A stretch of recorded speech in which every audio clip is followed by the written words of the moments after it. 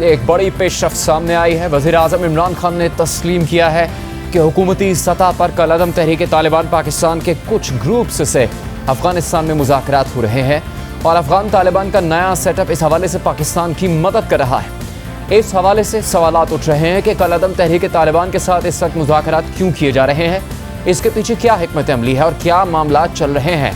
آج ترک T V کو انٹرویو دیتے ہوئے وزیر اعظم عمران خان نے کہا کہ وہ فوجی حل پر یقین نہیں رکھتے۔ اگر تحریک طالبان کے گروپس ہتھیار ڈال دیں تو ہم انہیں معاف کر دیں گے اور پھر وہ عام شہری بن جائیں گے۔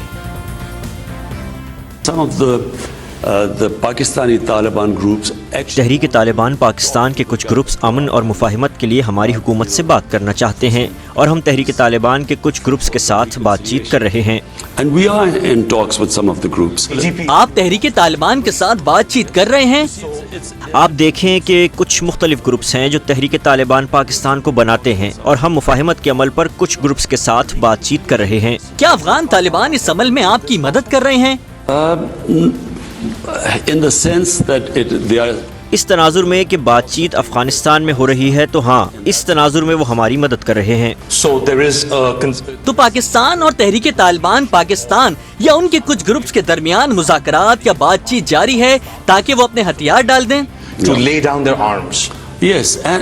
جی، اور پھر ہم انہیں معاف کر دیں گے اور وہ عام شہری بن جائیں گے۔ This is quite a revelation, Prime Minister Imran Khan. وزیر اعظم صاحب، یہ ایک بڑا انکشاف ہے۔ تو آپ کسی قسم کی معاہدے یا ڈیل کی توقع کر رہے ہیں؟ جی، میں اس بات کو دہراتا ہوں کہ میں فوجی حل پر یقین نہیں رکھتا، میں فوجی حل کا مخالف ہوں۔ میں ہمیشہ اس بات پر یقین رکھتا آیا ہوں کہ ایک سیاستدان کی حیثیت سے ہمیشہ سیاسی ڈائیلاگ ہی مسئلے کا حل ہے اور افغانستان سے متعلق بھی میری یہی رائے رہی ہے۔ تو پھر تحریک طالبان پاکستان کی سیکیورٹی فورسز پر حملہ کیوں کر رہی ہیں اگر وہ آپ سے بات چیت کر رہے ہیں اور کسی سیٹلمنٹ پر پہنچنا چاہتے ہیں؟ I think that was just میرا خیال ہے کہ حملوں کی ایک لہر تھی، لیکن ہم بات کر رہے ہیں اور ہم شاید کسی نتیجے یا سیٹلمنٹ پر نہیں پہنچ سکے، لیکن ہم بات چیت کر رہے ہیں۔ جبکہ وزیر اطلاعات فواد چودھری نے وزیر اعظم کے بیان پر رد عمل دیتے ہوئے کہا کہ ریاست کو ایسے لوگوں کو موقع دینا چاہیے کہ وہ زندگی کے دھارے میں واپس آ سکیں۔ ایسے لوگوں کو ریاست کو یہ موقع دینا چاہیے کہ وہ زندگی کے دھارے میں واپس آ سکیں، اور وزیر اعظم صاحب نے آج جو اصول وضع کیے ہیں جن کے اوپر ہم آگے بڑھنا چاہتے ہیں، وہ یہی اصول ہے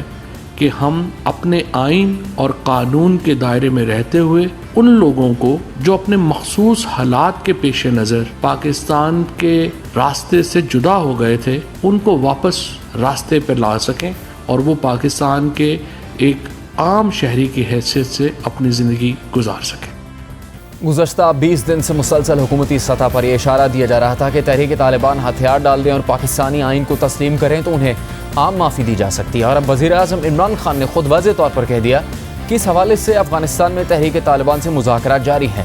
10 ستمبر کو سب سے پہلے اس حوالے سے صدر عارف الوی نے اشارہ دیتے ہوئے کہا تھا کہ تحریک طالبان کے کچھ دوسری یا تیسری سطح کی قیادت کے لوگوں نے ہم سے رابطہ کیا ہے کہ ہم انہیں اس شرط پر یہاں رہنے دیں کہ وہ پاکستان کے خلاف کچھ نہیں کریں گے، اور پاکستانی حکومت نے انہیں کہا ہے کہ ان کے ساتھ اگر تحریک طالبان کے دوسرے لوگ بھی پاکستانی آئین کے ساتھ چلنا چاہتے ہیں تو پاکستان انہیں عام معافی دینے یا نہ دینے سے متعلق سوچے گا۔ ہمارا ایشو اب ٹی ٹی پی ہے، ان کی ٹاپ لیڈرشپ نہیں بلکہ سیکنڈ ٹیئر یا تھرڈ ٹیئر سے یہ بات آئی ہے کہ ہم یہ کہیں گے کہ یہ ہمارے ہاں رہیں مگر کوئی حرکت پاکستان کے خلاف نہیں کریں، ایک بات۔ دوسری بات یہ کہ وہ یہ کہتے ہیں کہ یہ ان کے ساتھ بھی جو ہتھیار ڈال کر واپس پاکستانی حکومت نے کہا کہ پاکستان کے آئین کے ساتھ چلنا چاہتے ہیں، اس کو ایکسیپٹ کرتے ہوئے، تو وہ ان کو بھی پاکستان بھی سوچے گا کہ ایمنسٹی دے یا نہ دے، مگر ایک سٹیپ ہے نا عام معافی۔ ہاں پاکستان سوچے گا۔ صدر عارف الوی کے بیان کے 4 دن بعد وزیر خارجہ شاہ محمود قریشی نے بھی اس حوالے سے اپنی رائے کا اظہار کیا۔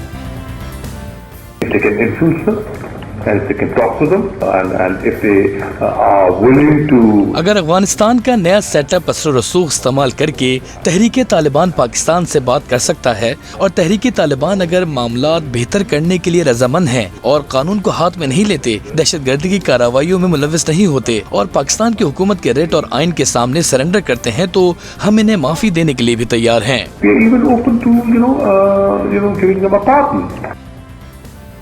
مگر اب بالکل واضح ہو گیا ہے کہ تحریک طالبان پاکستان کے کچھ دھڑوں سے حکومت کے مذاکرات جاری ہیں۔ ایک ایسے وقت میں جب حال ہی میں تحریک طالبان پاکستان کی طرف سے پاکستان میں دہشت گردی کی کارروائیاں ہوئی ہیں، پاکستان کی سیکیورٹی فورسز پر حملے کیے گئے ہیں، تو سوال اٹھ رہا ہے کہ ایسی صورتحال میں کالعدم تحریک طالبان کے ساتھ مذاکرات کس لیے کیے جا رہے ہیں، جبکہ ماضی میں تحریک طالبان سے پاکستان کی مختلف حکومتوں نے جب بھی مذاکرات کیے وہ ناکام ہوئے اور تحریک طالبان کے حملوں میں اضافہ ہوتا رہا۔ تحریک طالبان پاکستان کے قیام کے باقاعدہ اعلان سے پہلے ہی جنوبی وزیرستان میں طالبان کمانڈر مولوی نیک محمد اور حکومت کے درمیان اپریل 2004 میں ایک معاہدہ ہوا، جسے شقیق معاہدے کا نام دیا گیا، مگر یہ معاہدہ ناکام ہو گیا۔ پھر اس کے بعد 2005 میں حکومت اور بیت اللہ محسود کے درمیان ایک معاہدہ ہوا، مگر یہ معاہدہ بھی زیادہ دن نہیں چل سکا۔ اس کے بعد 2006 میں شمالی وزیرستان میں طالبان گروپ حافظ گل بہادر کے ساتھ میران شاہ امن معاہدہ ہوا، مگر دہشت گردی کی کارروائیاں جاری رہیں اور پھر دسمبر 2007 میں اسی بیت اللہ محسود نے تحریک طالبان پاکستان کے قیام کا اعلان کر دیا۔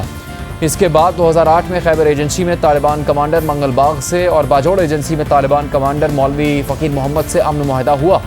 مگر دہشت گردی کم ہونے کی بجائے مزید بڑھ گئی اور پھر آپریشن شیر دل کا آغاز کیا گیا۔ اس کے بعد 2008 میں طالبان اور صوبائی حکومت کے درمیان سوات میں مذاکرات شروع ہوئے اور فروری 2009 میں ایک معاہدہ ہوا، مگر دہشت گردی کم ہونے کی بجائے بڑھ گئی۔ طالبان نے پورے سوات کا کنٹرول حاصل کر لیا، جس کے بعد حکومت نے مئی 2009 میں آپریشن راہ راست شروع کیا۔ اس کے بعد فروری 2014 میں تحریک طالبان پاکستان اور حکومت پاکستان کے درمیان مذاکرات کی ایک اور کوشش ہوئی۔ حکومت اور طالبان نے مذاکرات کے لیے باقاعدہ کمیٹیز قائم کی۔ حکومتی کمیٹی میں صحافی رحیم اللہ یوسف زئی، عرفان صدیقی، رستم شاہ محمد اور میجر عامر شامل تھے، جبکہ طالبان نے اپنی کمیٹی میں مولانا سمیع الحق، مولانا عبدالعزیز اور پروفیسر ابراہیم کو نامزد کیا۔ ان کمیٹیز کے درمیان مذاکرات ہوئے، مگر مذاکراتی عمل کے دوران 8 جون 2014 کو کراچی ایئرپورٹ پر دہشت گردوں نے حملہ کر دیا، جس کے نتیجے میں 28 افراد شہید ہوئے اور پھر حکومت نے مذاکرات ختم کر کے آپریشن ضرب عضب کا اعلان کر دیا۔ اس دوران دہشت گردی کی کارروائیاں جاری رہیں۔ پھر 16 دسمبر 2014 کو پشاور میں آرمی پبلک سکول پر دہشت گردوں نے حملہ کیا، جس کے نتیجے میں معصوم بچوں سمیت 149 افراد شہید ہو گئے۔ ملک کی سیاسی اور عسکری قیادت نے نیشنل ایکشن پلان کا اعلان کیا اور ملک میں دہشت گردوں کے خلاف کارروائیوں میں تیزی آئی، جس کے بعد پاکستان میں باقاعدہ سیکیورٹی اور حکومتی سطح پر یہ انڈرسٹینڈنگ سامنے آئی کہ تحریک طالبان اور پاکستان کے خلاف سرگرم دیگر گروپس کو بھارت کی پشت پناہی حاصل ہے اور افغانستان میں موجود حکومت اور NDS کا باقاعدہ ایک نیکسس ہے جو پاکستان کو ڈی سٹیبلائز کرنا چاہتا ہے اور افغان سرزمین کو پاکستان کے خلاف استعمال کر رہا ہے۔ اس حوالے سے پاکستان عالمی برادری کے سامنے اپنا مقدمہ پیش کرتا رہا ہے، مگر اس وقت افغانستان میں وہ حکومت بھی موجود نہیں اور طالبان یہ باور کروا چکے کہ وہ افغان سرزمین کو پاکستان کے خلاف استعمال نہیں ہونے دیں گے۔ ان ایشورنسز یعنی یقین دہانیوں کے باوجود اور تحریک طالبان پاکستان کے کمزور پڑ جانے کے باوجود اب ان سے مذاکرات کیوں کیے جا رہے ہیں، یہ سوال بہت ہی اہم ہے۔ اس حوالے سے ہم نے حکومتی عہدیداروں کو پروگرام میں آنے کی دعوت دی، مگر ان میں سے کوئی بھی شریک نہیں ہوا۔